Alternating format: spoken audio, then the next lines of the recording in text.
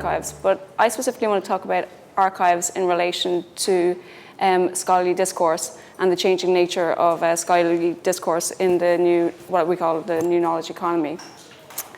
So in this presentation, I'm going to talk a bit about actually the archive itself, and then in the second half of the presentation, my partner John is going to talk about how we enliven the archive and utilize the information that we have in our archive to inform contemporary scholarly discourse. Okay, so a little bit about the DRHA project, which you can see we're kind of going logo overload today. So DRHA is a digital platform for Irish studies, which is interested in and engages in the changing of nature of scholarly discourse in the new knowledge economy. So it was begun as a journal in its first iteration in 2013 for publishing Irish studies content.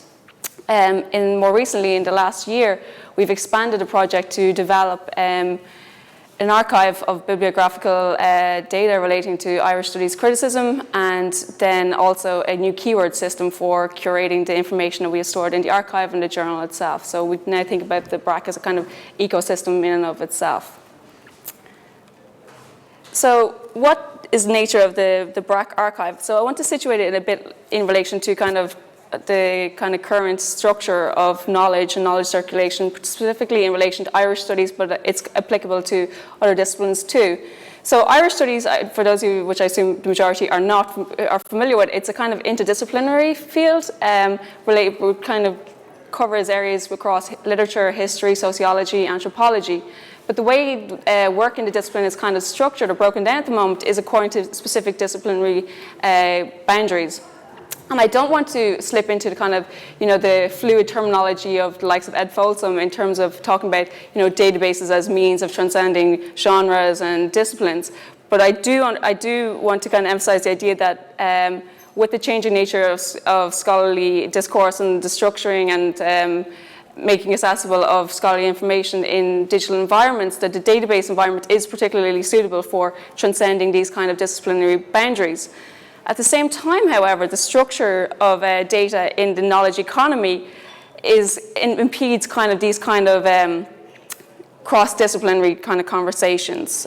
So how we access data, how we access scholarly information in the contemporary environment is kind of determined by our access to a number of resources. So these new big players in the new knowledge economy, like ProQuest and EBSCO. So if you want to get all the information relating to Irish studies, there's no one-stop shop for where you can get all this information. It kind of exists in different resources, and the majority of these resources are behind paywalls. So for the scholar working outside of a university, for example, now somebody finishes their PhD, is not yet in a new position, they have no access to these resources. Therefore, they're locked out of knowledge and therefore locked out of scholarly discourse.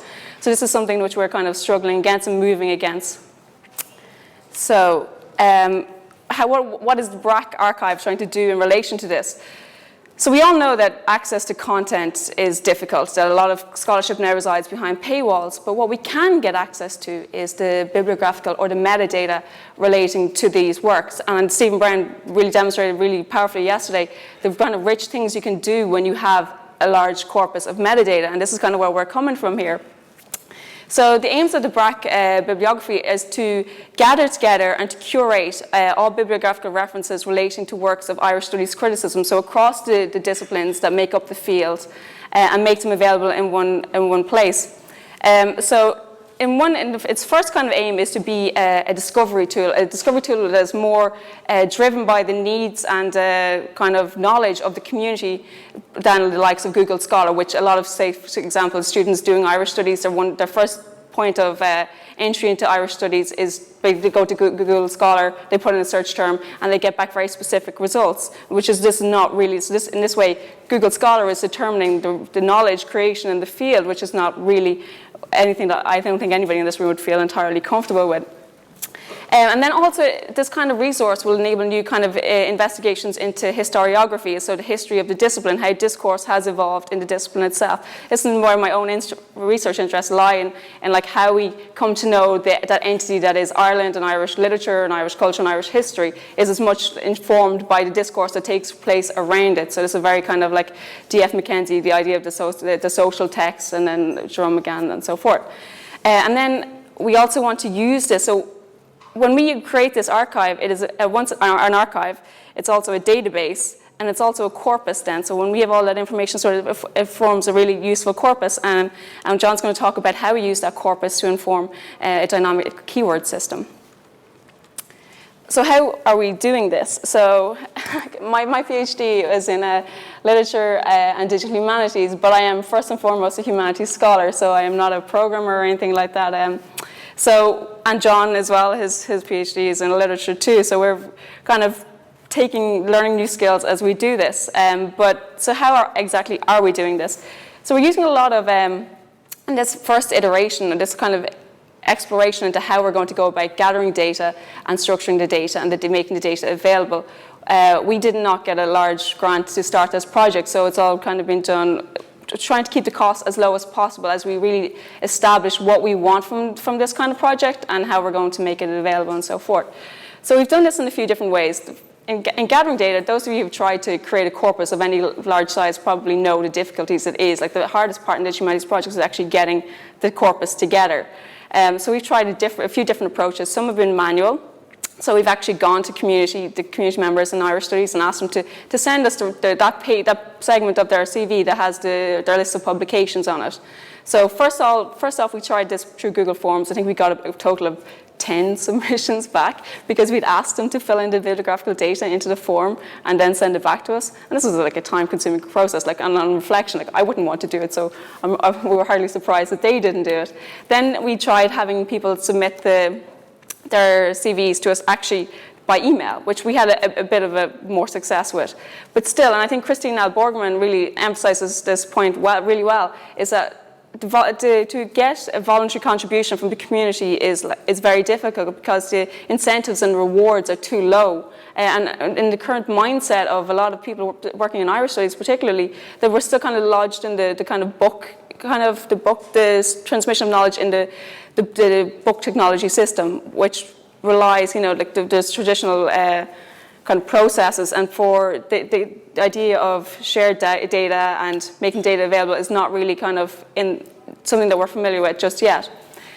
So then we tried other means. So we went to a combination of referencing software freely available at BibDesk and Zotero and Google Scholar. So if those of you are familiar with BibDesk, it has a really nice function that allows you to capture content from Google Scholar search. So this was enable us to get a lot of data in pretty quickly, but not so clean. But we did just added like hundreds of entries to the bibliography. It was also some things to do, like there was a number of problems with this process on top of dirty and noisy data, is that like it was driven because we were doing a lot of capture ourselves, and I am a literary scholar by trade, so this is the field I know best. So at the moment, what's in our bibliography, it's weighted heavily towards literary scholarship. So in the next month or so, we're taking on a team of data gatherers from across disciplines, which should then counteract this focus on a specific discipline.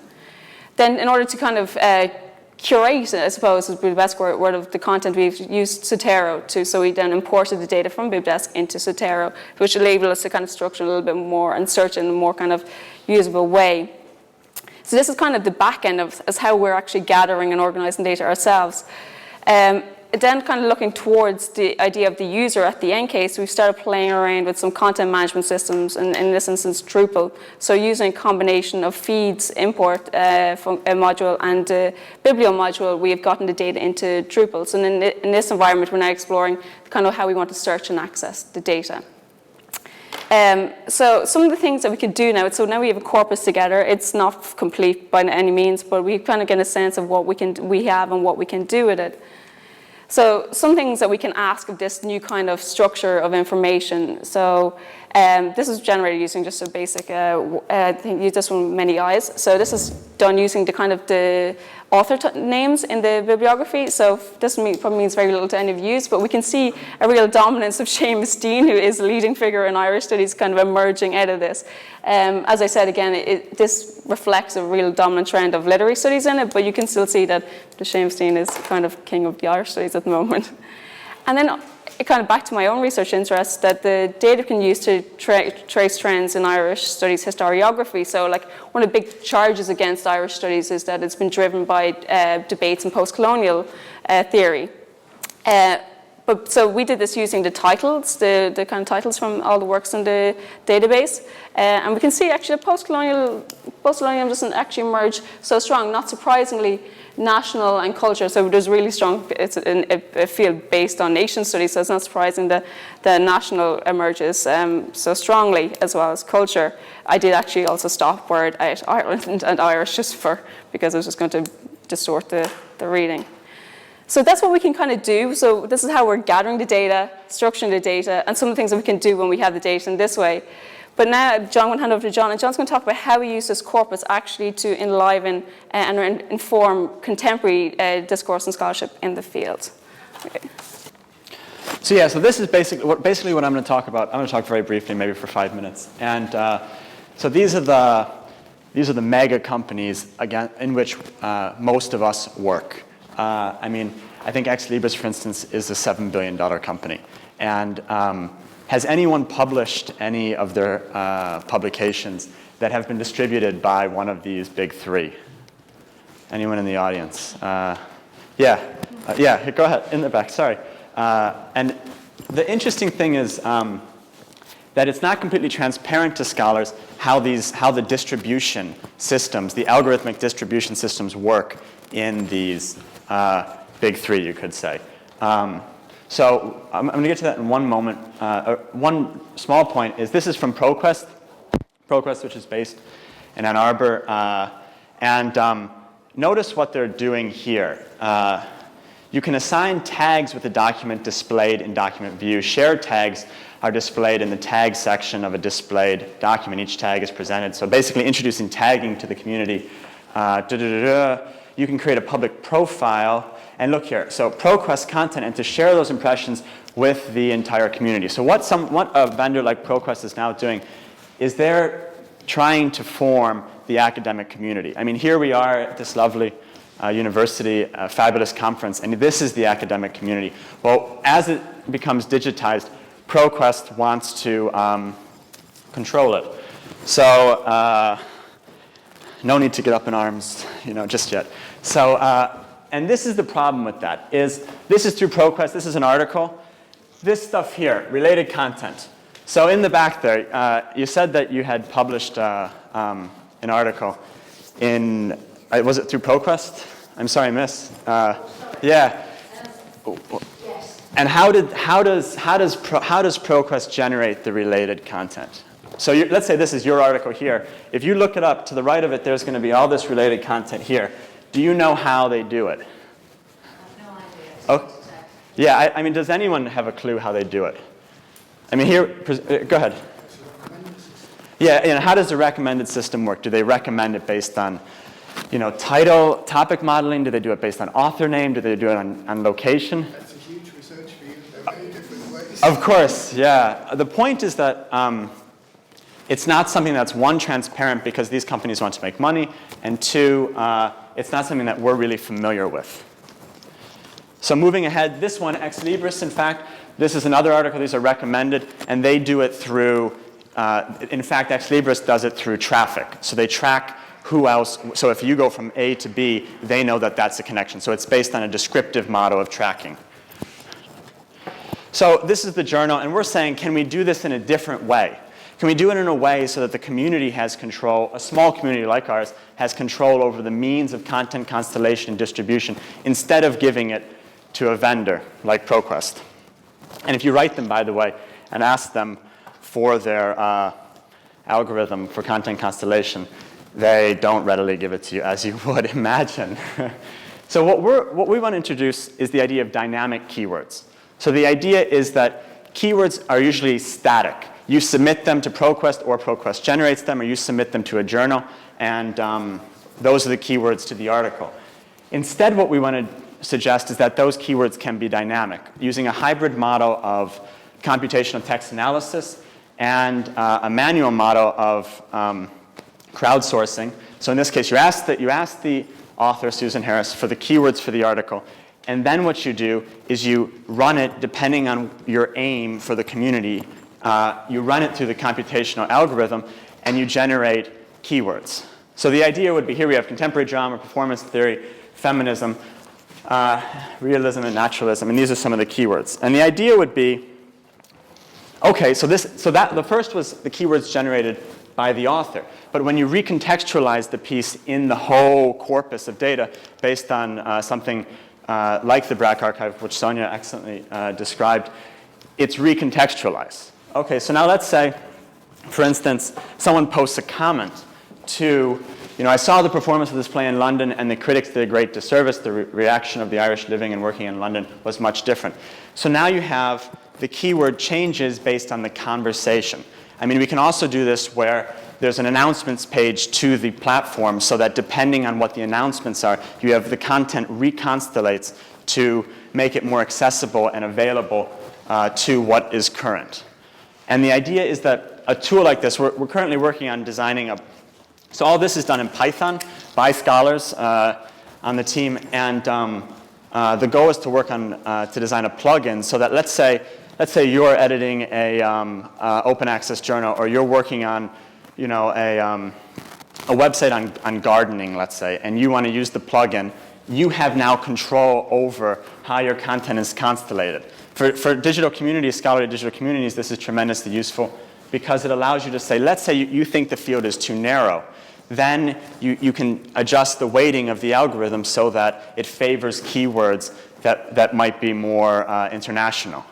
So this is the idea of dynamic keywords. The closest thing I found of anyone doing anything like this so far is Drupal taxonomies, but they're not dynamic. So they don't adjust based on time or on context. So that's all I have for you. Thank you so much for listening, and I'll pass you on to the next presenter here.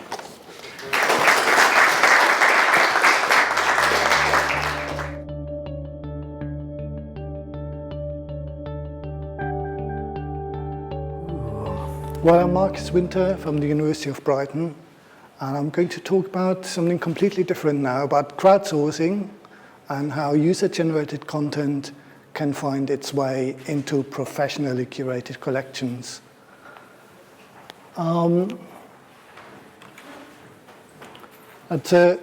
We looked at this in the context of 10 Most Wanted, which is a project about crowdsourcing, about game-based crowdsourcing. For the Museum of Design in Plastics. The whole thing was funded by the Digital R&D Fund for the Arts, which is basically Nesta, the AHRC, and lottery money. And like all projects in this program, it was mandatory to have 3 project partners: an arts partner, the Museum of Design in Plastics, a research partner, which was the University of Brighton, and a technology partner, Adaptive Technologies. So I'm going to briefly sort of give an overview of the project as a whole, the problem we are trying to address, and then move on to this specific aspect of how user-generated content can find its way into professionally curated collections, which is kind of an open mystery to many people and to us as well, or at least it was. And we're trying to present one approach how this can be done, and we're actually trying to get feedback on that. You will see later that we only have evaluated this very briefly, and so we're very keen to get more feedback. We'll ignore this one here. So the 10 Most Wanted project is basically about the Museum of Design in Plastics. They've got a huge collection of plastic artifacts. And for many of them, or actually most of them, they have incomplete data, so they don't know the designer or who manufactured it, or when it was produced, things like that. That's not a problem unique to the Museum of Design in Plastics. Other collections have the same problem. For example, in photographs, you might want to know who is photographed there. Or paintings, you might want to know where exactly that painting is located. Designers, manufacturers, and so on. So the idea was that we explore that for the Museum of Design in Plastics and develop an approach that hopefully can be useful to other collections as well.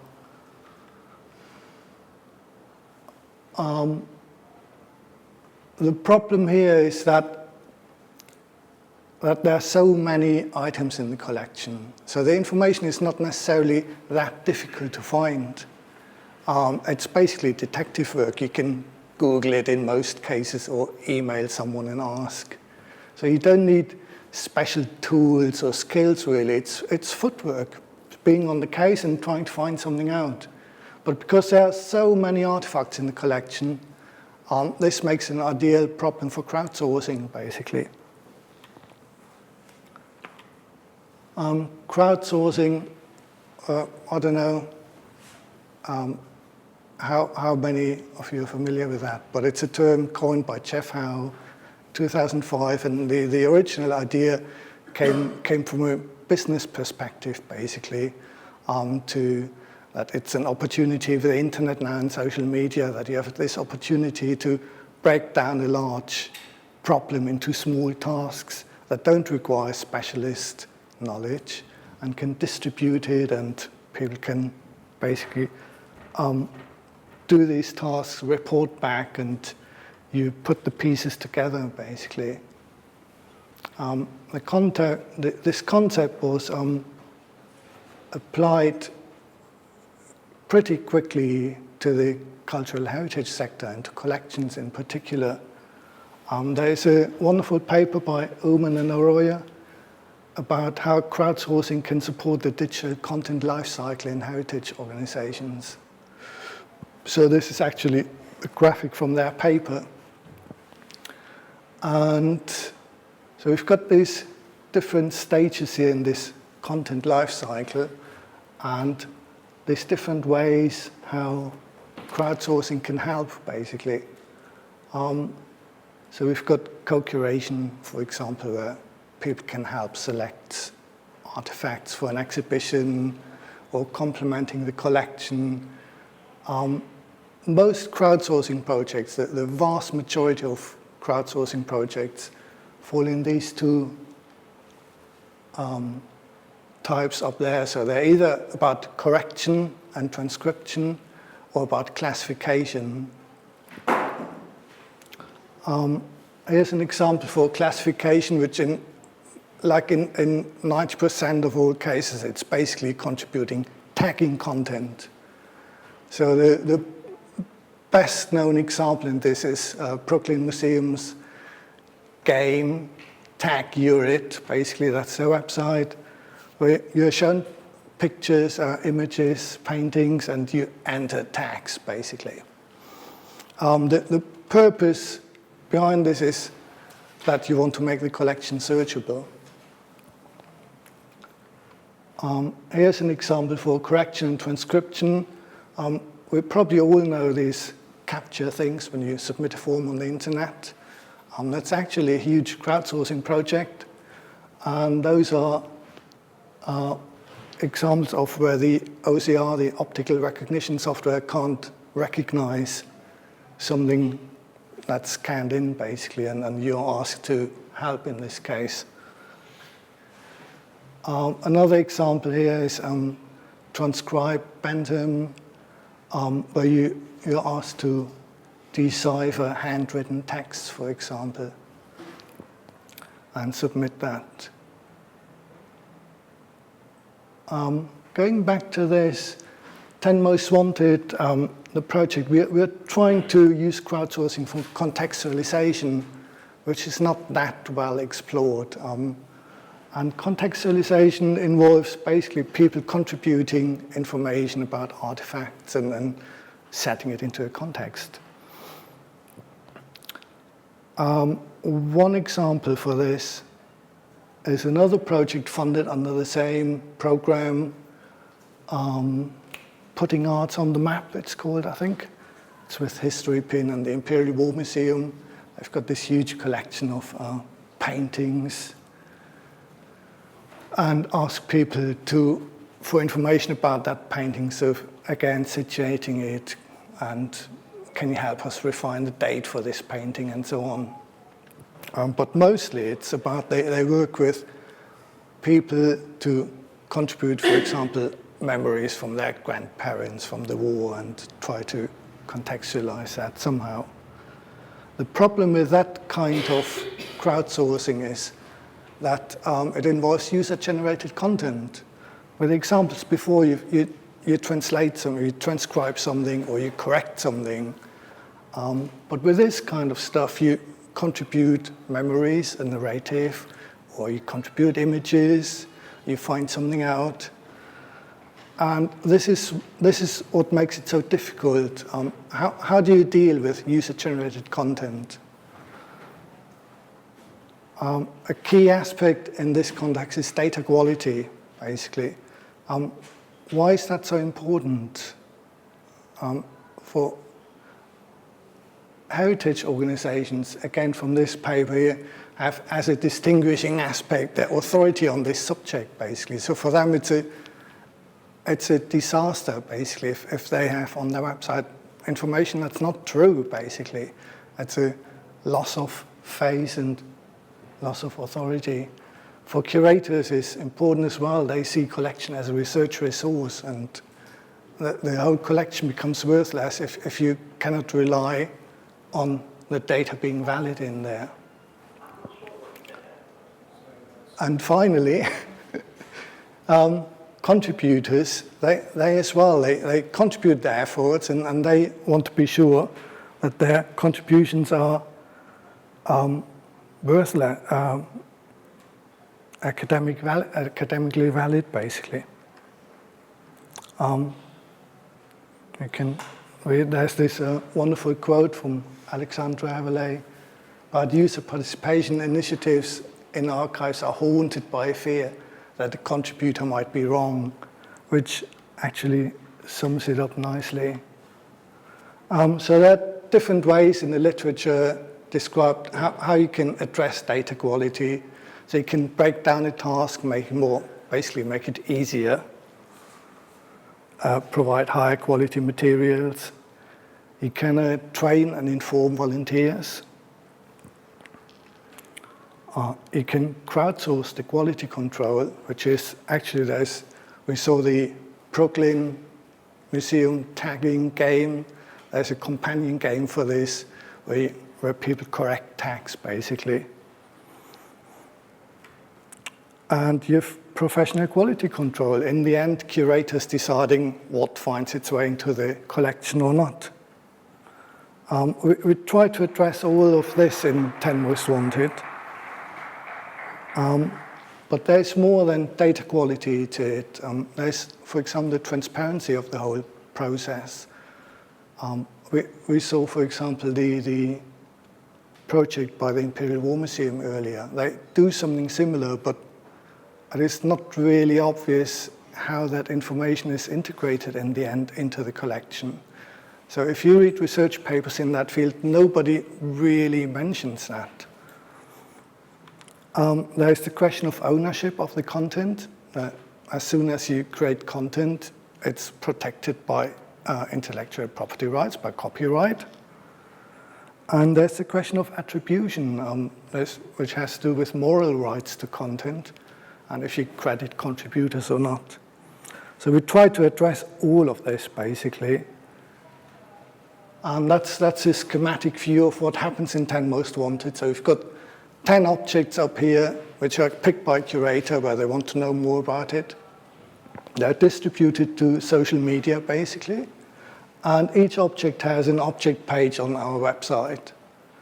And the idea is that the actual crowdsourcing, all the discussion and engagement happens on social media, facilitated by curators. And these posts are then pulled into a social media feed on the object page. And the curator then picks from this social media feed the pieces that they think are of high quality and they're correct and they have verified them, and puts them into another piece, into another section called case notes.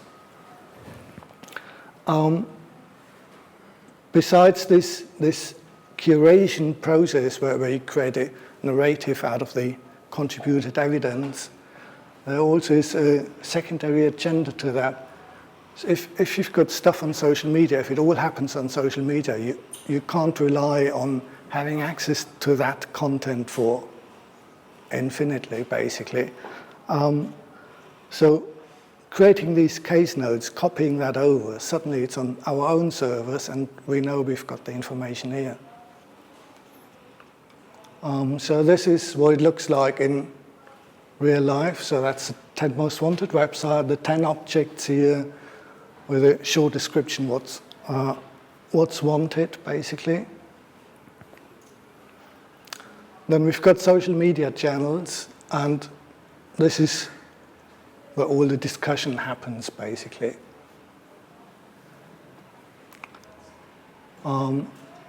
That's one example of some stair clips where someone actually finds a box of those stair clips in his house and so on, and the discussion goes on, and people find out who manufactured it and that there's a patent on it and so on.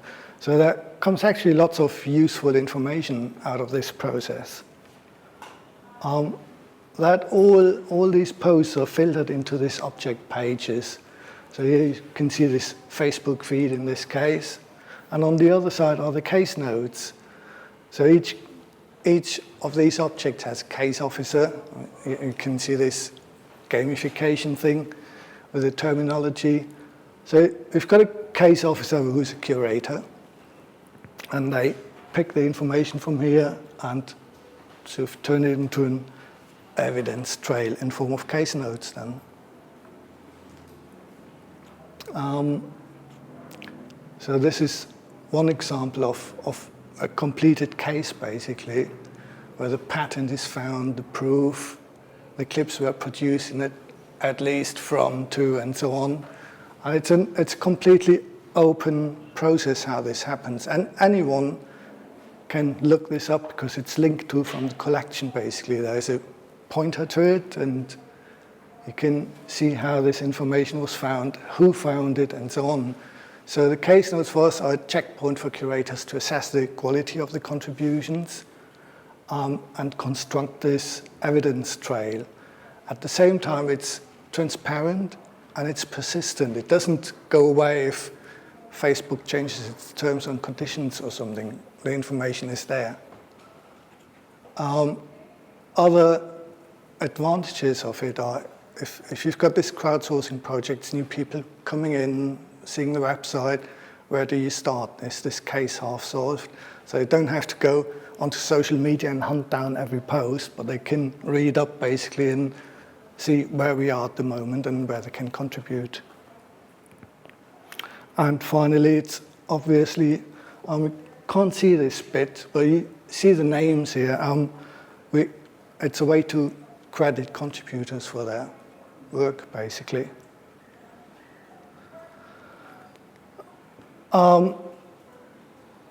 So we developed this thing, and we've used it in the 10 Most Wanted project over 8 months now, and it has helped us in 15 solved cases so far. We are quite happy with it. Curators are very happy with it. It's well integrated into this whole workflow of them facilitating the social media, the discussion on social media, and picking the bits they like and putting it into this narrative. We didn't really have time to properly evaluate the thing. But there was a small-scale survey with 7 curators only. There actually was more curators, but only 7 bothered to answer this question. And the question was, I feel comfortable about the way 10 Most Wanted converts user-generated information into formal documentation.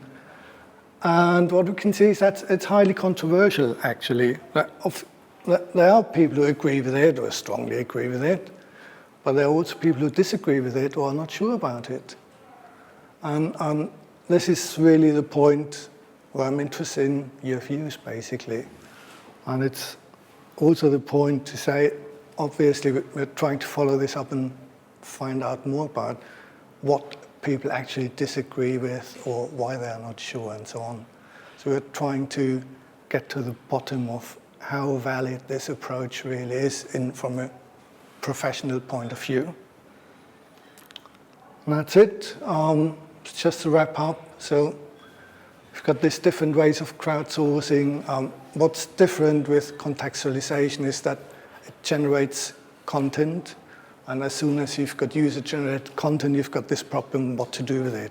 Is it valid? Is it true? Is it actually, do they have right to contribute that content, or is it just lifted from somewhere? So there are huge problems with this. And you've got these other issues of transparency, attribution, and so on. And then we've got these case notes in the 10 most wanted as a checkpoint for curators and as a way to make the whole process transparent and have the information on our servers, have it persistently there, where you can link to from the collection. But we've also seen that it's controversial among curators. That's it.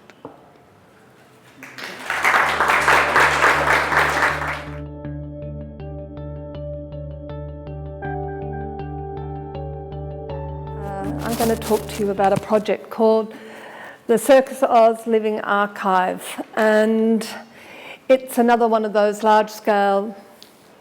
So it's a large-scale project that involved a range of funders, and it was a 3-year research project that included designers, computer scientists, archivists, a circus, arts funding council, a performing arts museum.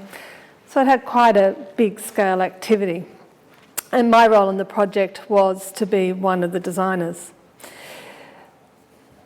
Now, I can't drive the PC, why not? Ah, there we go. And so, ultimately what we were setting out to do was convert this, which is what was referred to as the Circus Oz archive, which could be a storeroom or a repository, as was suggested from my colleague the other day, into this, a living digital archive. And the aim in actually doing this was that we would have a way of both animating the records. The company has actually got digital or film records of its 30 years of performance, and take it out of that storage room and actually bring it to life. And that in doing that, we would actually be we would be making live a history. And we would be, by doing that, helping to reconceptualise what that circus was, what its performance was, how it could engage with its audience and its various stakeholders.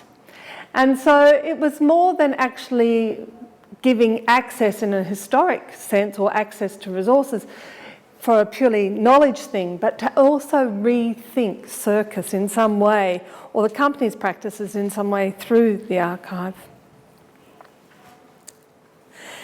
But one of the things which I want to talk about today, and there's been lots written on the project and there are a number of us presenting at this conference, is the idea of presence when you're designing a living archive. And what I'm really talking in this is thinking about how, what we might call from an interaction design perspective, engagement. How do we actually think about having people actually use the archive, or how do we actually have them starting to tag and add content, and what might that be?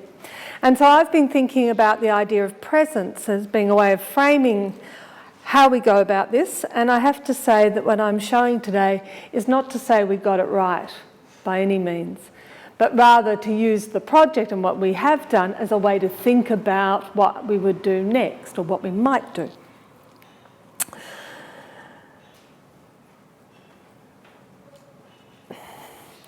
To design a living archive is to propose to give life to an entity that many would conceive as being static, dormant, or dead. And to enliven or animate an archive through the declaration that it will live is to accept the possibilities and uncertainties that come with the dynamics of any living thing. A digital archive is not a biological thing, of course, yet it is fragile, and it is subject to all the social, cultural and technological things that sit around its being. Evolving over time through encounters with different users, the archive is vulnerable to the system that it lives in, the internet.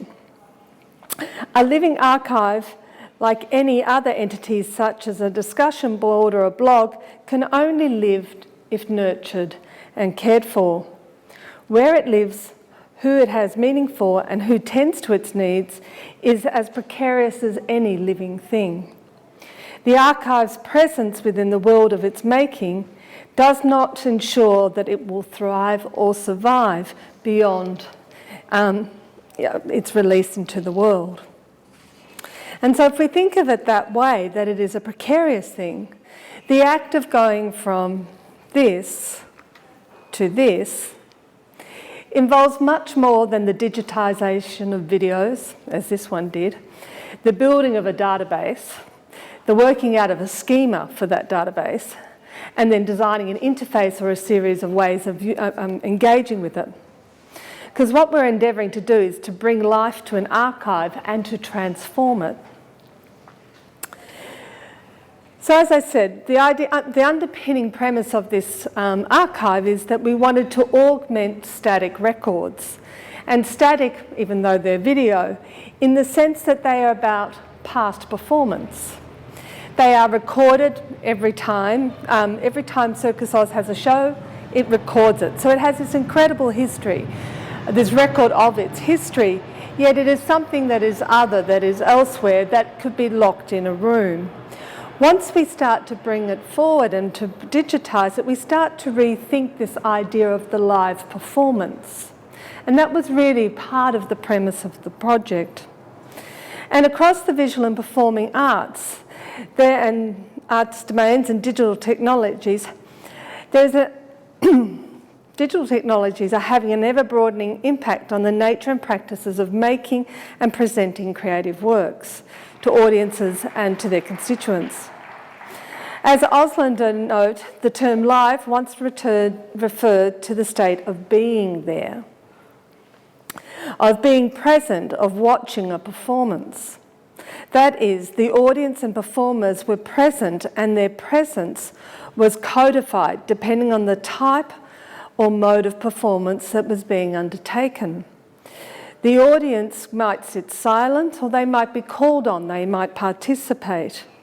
And as Slater and Salter state, presence is about interest and command of the attention, not space or liveness.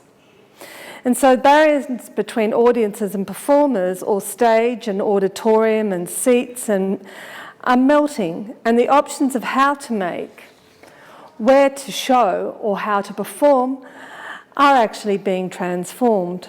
Yet the fundamental presence of liveness, or of living, its presence still remains. And so when we designed this archive, we did what, for anybody who's ever done any interaction design project, did all the normal processes of engaging with our end audience. We had 3 key audiences within the project. There was the circus, their current performers, their past performers. There was the audience, or the community of supporters that sit around Circus Oz, and then there were circus scholars, because the archive is actually their resource for writing history. So what I'm going to focus on today, it's predominantly about how we engaged with the company itself, which had these 3 layers. And so we did all the usual things. We held events, we engaged them in the talking about how we would design it, what needed to be there, what the various components would be. We held events and we showed prototypes and we talked with people about what was going on. But it was actually in the first workshop that something, I think I would call magical, occurred that helped to frame, I think, how we move forward with designing for the liveness. Is there volume?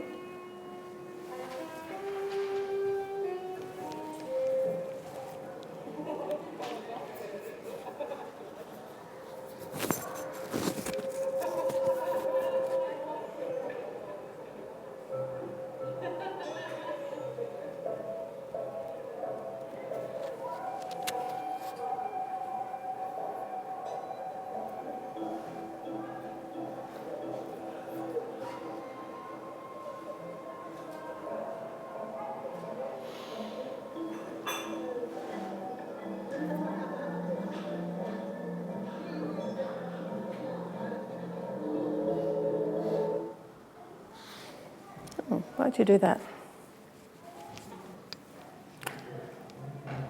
No, it's not going to do the rest of it. In fact, it's all right.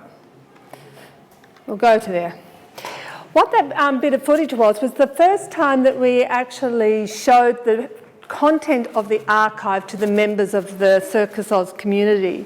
And what those people are doing is actually watching themselves and watching their lives, or often their younger selves or their parents' younger selves.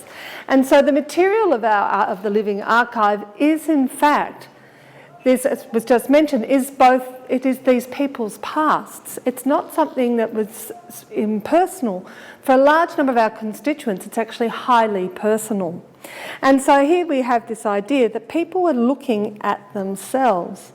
And so then as we start to think about it that way, as we were moving through showing the prototypes, and we were taking note of the conversations that were taking place, the recounting of histories, the making sure, the children not realising what their parents had been able to do maybe 10 or 15 years earlier.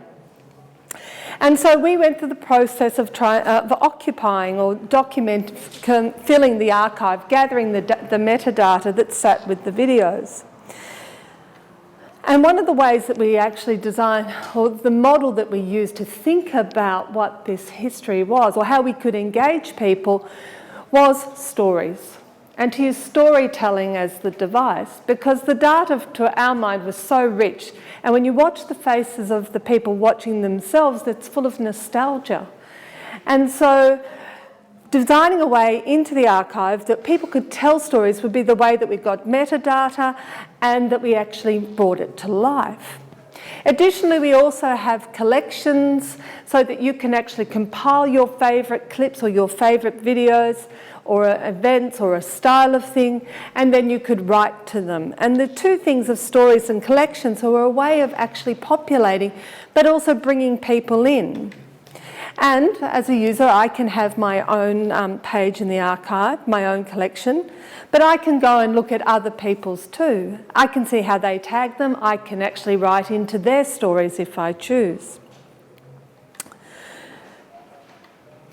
And so this is what you can do now. But what was actually most interesting is we had many heated conversations within the project team of how to get these stories out, or what kind of way that we could actually start to populate it. And so what actually came to be was that we used two prompts in the end to think about how to pull these stories out from people. One was there and the other was I wasn't there but. Those two prompts actually allowed for a kind of distance in time. I was there, I attended the performance, this is what I saw, this is what I remember, this is what I did. I wasn't there, but is a way of saying that I didn't attend it, but I am actually have an opinion, I have something to contribute. I've noted, I might have a story about seeing a similar act somewhere else. But I have a way of writing my way into the archive. And what I think becomes particularly interesting is that what we're actually doing in this is we're saying I was here in the archive. And so with that way we start to have a presence that's outside of the idea of just documenting or writing into a discussion board where the focus is on the content and having been elsewhere. But if the archive is actually living and it's like going to the building, but it's a digital building that I'm going to the collection of, I am able to create a trace that is me. And it's in the same and similar vein to the idea of liking or having some other comment about. But these are simple ways of actually giving people a memory, a trace. And this is one of the things that we wanted to do in the archive. We wanted to make it a little bit unlike the previous speaker. We weren't really worried about truth. It's not about there being the correct history really of what took place. I think there was a time in our discussions when we thought we might get that. But once we actually expanded to these two prompts, notions of truth become kind of redundant. What we can see is different people might have contradictory memories, or they might confirm each other. But it actually doesn't matter. It's like the experience of going to the circus itself. I will have my experience from my vantage point in the ring, around the ring. I will have my memory. And so in this way we start to have a chance to really, explore this idea of the archive being a living thing and a new side of performance. But the performance actually becomes that of contribution, of clicking. It's not necessarily about being the performer at the centre of the ring, the high wire person. It's about everybody who is there having a presence and being part of that live exchange, which the form of circus is. But what too I think is interesting as we start to think about designing for an archive such as this one, is that, or if we start to think about designing for presence that allows for this ambiguity around truth and certainty, is that we also start to open out the idea of how much participation people have to have. There is a really, as someone who has worked in a lot of interaction design projects in the design of virtual environments, sites for community, engaging community to participate is particularly challenging. And there's what some of us would say that the internet is a gravesite of failed projects where it just didn't happen. But if we reconceptualise the idea of what participation is, which is what the like button does, it allows us to kind of think, how long, over what span of time might I have a presence? How much activity must there be for something to live? Maybe it is slow growing, maybe it is quiet, it is still rather than dead or dormant. And I think that that's one of the challenges that we faced in this project, but also it's one of the things that I can take into future projects, is that it challenges, or it extended me to think about what is participation? When does a living archive or any other sort of digital environment have life? If our ambition is to create something that actually has a dynamic nature and has the capacity to do that, how much movement, how much of a flutter does it have to be? So thank you.